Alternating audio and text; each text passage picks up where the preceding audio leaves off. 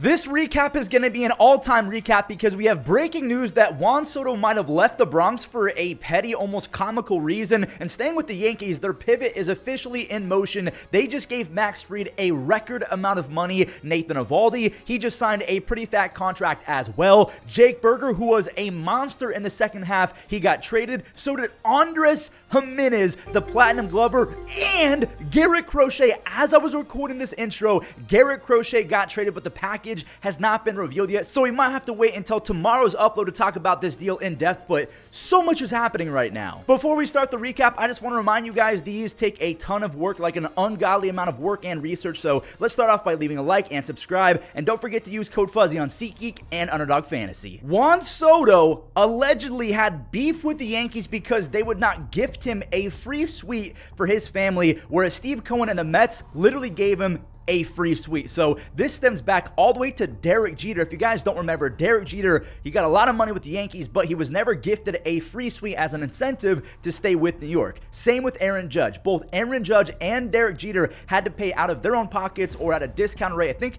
Aaron Judge was either a 50% off or Derek Jeter was a 50% off. If none of them were, that's my mistake, but I heard through the grapevines that they got discounts, whereas the Mets and Juan Soto, they just gave him a free suite. Again, it's petty, it's almost comical, it sounds stupid, but Juan Soto, the reports are that he's a big family guy, so yeah, he's going to get more money and a free suite going to the Mets. Now, going back to the Yankees, they have officially pivoted, and their pivot starts with an 8-year contract, $218 million for Max Fried, the former ace of the Braves. And by the way, this is the most ever given out to a left-handed pitcher. The Yankees, just for some context, they have to forfeit not just one, but 2 draft picks. You have Max Fried as a 2-time qualifying offer candidate. He rejected both of those, and one more wrinkle as well. Their first 2 years of Max Fried's contract, so 2025 and 2026, he's only, I'm going to put this in air quotes, only getting $12 million, but there's a $10 million signing bonus for each year to bring 2025 and 2026 to $22 million per, but the extra 10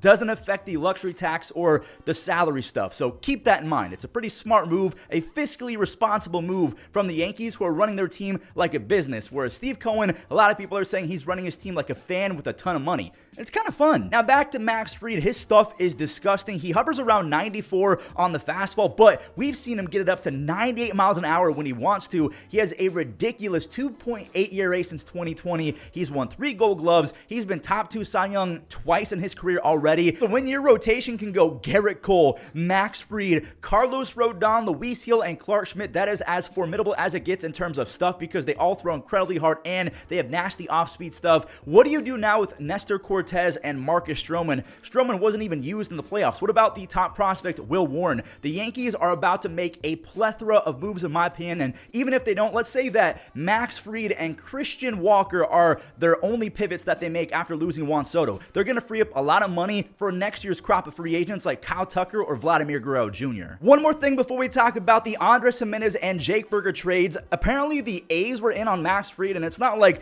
they're super interested in all these guys because they're trying to win a World Series in 2025. Maybe they are. I have no idea. I don't think they are. But the reports are that they're trying to avoid a grievance from the rest of Major League Baseball. Essentially, the teams can say the A's aren't trying to win baseball games. They're not spending any money, and we're giving them money for free. So to avoid a grievance, the A's are trying to give money to a ton of different free agents, including Luis Severino. He got overpaid. Max Fried, the reports are that the A's were in on him as well. They're trying, I guess, but again, it's kind of a facade. They're trying to avoid a grievance, in my opinion. Also, the Red Sox allegedly offered Max Fried 7 years, $190 million.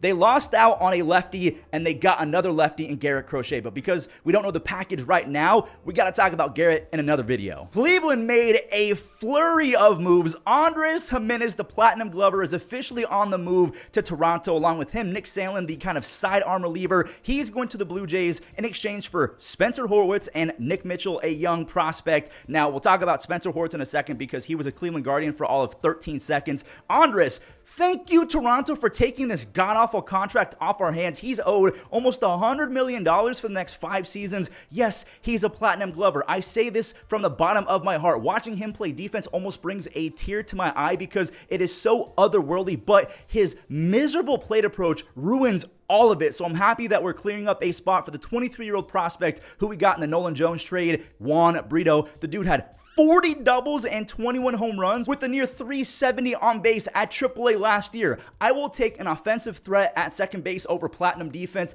any chance I get. Andrés, he had an 82 OPS plus last season, and he has a sub 500 OPS in the playoffs. That's not going to cut it. And also, Nick Sandlin, he's going to the Blue Jays as well. He has bad command issues, but that weird arm angle generates a ton, and I mean a ton of whiffs. He held hitters to a 74 OPS plus in high leverage situations as well. So he has nerves of steel. He's got that goofy arm angle and gets a lot of strikeouts. Not an awful trade if you like Andrés Giménez and his ceiling, if you think that he can bounce back. But again, if he doesn't, that's a lot of money for not the best bet. When I say not the best, he looked borderline Javier Baez like last year. We'll talk about 21-year-old Nick Mitchell going back to the Guardians first because Spencer Horwitz, I was excited about him, but then he got flipped to the Pirates. So Nick Mitchell, he's a prototypical Cleveland player. He doesn't strike out a bunch. He works the count, and I assume he plays great defense. Some are saying he's kind of Juan-like because he's 5'9", 5'10"-ish. He hit 345 in college, over 150 games. That's Nick Mitchell. He's the only guy going back to the Guardians in that Blue Jays trade. Spencer Horwitz was involved, but then he got immediately flipped to the Pirates. So Spencer, he's an older rookie. He just turned 27 years old. He's always been a high contact, high walk guy in the minor leagues, and he flashed some pop last year. He had 12 home runs along with a 360 on base and a 125 OPS plus last year in a handful of games. I think it was 90-something games. That's some pretty solid production. I don't know if he's going to be a second baseman or a first baseman for the Pirates, but I really like that pickup for Pittsburgh. Now, who did the Guardians get in return for Spencer Horwitz? So they got soon-to-be 26-year-old Luis Ortiz. They got a 21-year-old Josh Hartle and a 20-year-old Michael Kennedy. Ortiz, he had a 3.3 ERA last year, which is pretty impressive. Even though he throws hard, he doesn't strike out a bunch of guys, almost like Emmanuel Clase. But again, he throws hard, and Cleveland really thinks that they can unlock the spin. And in my opinion, I think that they're really going to focus on the cutter itself. If he can keep throwing that sinker that dives in and get that cutter to cut away, the strikeouts are definitely going to go up. And I like Luis Ortiz. This is a solid move in my opinion because he's going to be a 3 or 4 guy.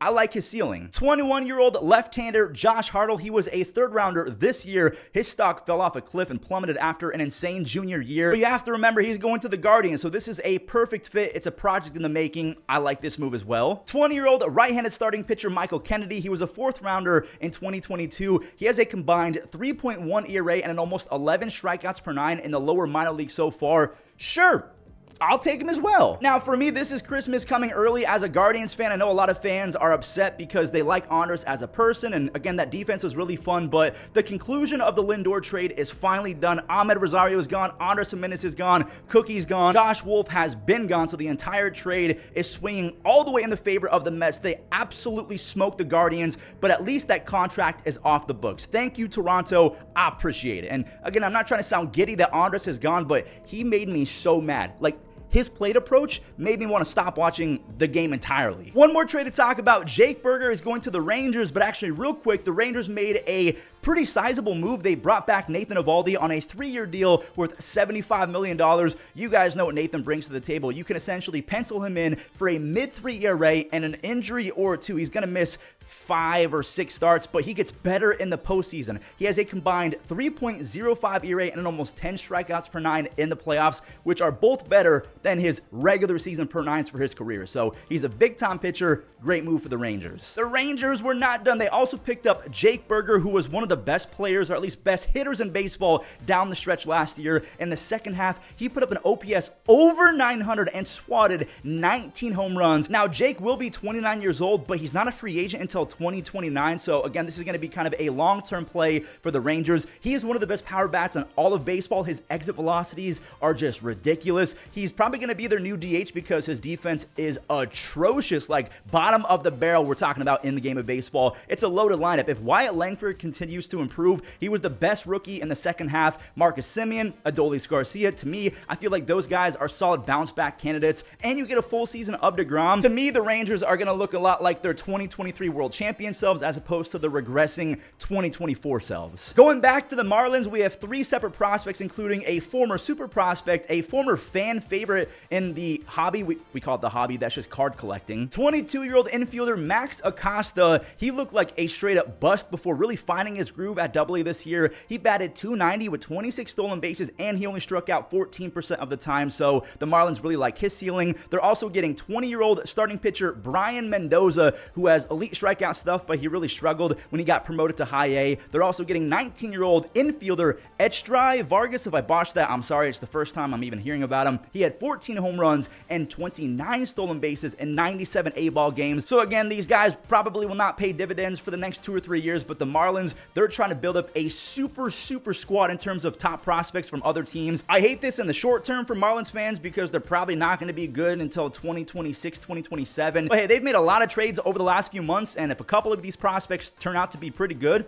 shout out to the new GM. I can't remember his name, but he's going for it. Oh, I just remembered it as I finished my last sentence. It is Peter Benix. We know that he came from the Rays. He's the new GM. A lot of people have no faith in him, but he's making a lot of moves. He's a risk taker. Last but not least, we have 6 really small moves to talk about. I want to kind of get them over with real quick. Jordan Romano, he signed a 1-year deal with the Phillies for $8.5 million.